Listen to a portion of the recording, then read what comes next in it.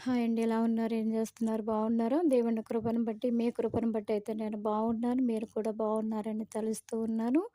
అలాగే దాసులకు, దాసురాలకు, దైవజనులకు, దైవజనురాలకు, సంఘస్థులకు, సంఘ బిడ్డలందరికీ కూడా ప్రత్యేకమైన ధన్యవాదములు. మరి అందరూ కూడా బాగున్నారు కదండీ! తండ్రిచ్చిన సమయాన్ని బట్టి మరి చిన్న మాటలు, కొన్ని మాటలు మనం తెలియపరుచుకొని మరి ఒక పాట మనం పాడుకుందాం. ఈరోజు చాలామందిని ప్రేమిస్తూ ఉంటారు. చాలామందిని ప్రేమిస్తూ ఉంటారు. చాలామంది మనుషుల మీద ఎక్కువ ఆధారపడతారు. ఎవరి మీద ఆధారపడతారండి? మనుషుల మీద ఎక్కువ ఆధారపడతారు. మనుషులు నాకు సహకరిస్తారు, సహాయము చేస్తారు. నాకు చుట్టాలున్నారు, బంధువులున్నారు, స్నేహితులున్నారు, ఇరుగున్నారు, పొరుగున్నారు, చాలామందున్నారు అని ఆశ పెట్టుకుంటూ ఉంటారు చాలామంది. ఆ మనుషుల్ని ప్రేమిస్తూ ఉంటారు. కానీ ఇక్కడ ఒక విషయము అర్థమవదు. మనుషులకి ఇక్కడ ఒక విషయము అర్థమవదు. కష్టం వచ్చినప్పుడు, నీ శ్రమలు వచ్చినప్పుడు, నీ బాధలు వచ్చినప్పుడు, నువ్వు అప్పుల పాలైపోయినప్పుడు, నీ భర్త చనిపోయినప్పుడు, నీ ఇంటిలో మనశ్శాంతి లేనప్పుడు, నీ కుటుంబం ముక్కలుగా ఉన్నప్పుడు, నీ కుటుంబము మా ఎవ్వరు కూడా పట్టించుకోనప్పుడు, నిన్నెవ్వరు కూడా సహకరించేవారు కూడా ఉండరు.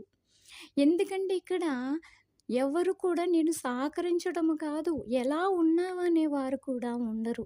ఎవరు కూడా నిన్ను ప్రేమించేవారుండరు, నిన్ను ఆదరించేవారుండరు. నిన్ను కించపరిచేవారుంటారు, వేలన చేసేవారుంటారు, నిన్ను సిగ్గుపరిచేవారుంటారు, అవమానం పరిచేవారుంటారు. ఈ లోకంలో అందరూ కూడా నిన్ను ప్రేమిస్తున్నాను. నువ్వంటే నాకు చాలా ఇష్టం. నువ్వు నా ప్రాణము. బంధువులు ప్రాణమంటారు, స్నేహితులు ప్రాణమంటారు, ఇరుగు ప్రాణమంటారు, పొరుగు ప్రాణమంటారు. మన బిడ్డలతో సహా నువ్వంటే నా ప్రాణము. ఈ రోజు నాడు అందరిని ప్రేమించడము మానివేయాలి. ఎందుకంటే ఈ లోక ప్రేమ ఎంతవరకు ఉంటదంటే, నీతో డబ్బు ఉన్నంత వరకు ఈ లోక ప్రేమ ఉంటది. నీ దగ్గర ధనము ఉన్నంత సేపు ఈ లోక ప్రేమ నీ చుట్టూ తిరుగుతది. కానీ నువ్వు కష్టములో ఉన్నప్పుడు ఏ ప్రేమ నిన్ను ప్రేమించదు. కనీసం నిన్ను చూడడానికి కూడా ఎవ్వరు కూడా రారు. నిన్ను పనికిరాని ఒక పురుగు కన్నా హీనముగా నిన్ను చూస్తారు. ఎందుకంటే నీ దగ్గర ఏమీ లేదు, ఎండిపోయావు. అందువలన నిన్నెవరు కూడా చూడరు. కనీసం ప్రేమించేవారుండరు.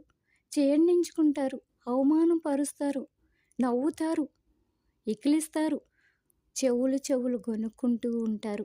మనుషుల్ని చూసి మరీ చెప్పుకుంటూ ఉంటారండి.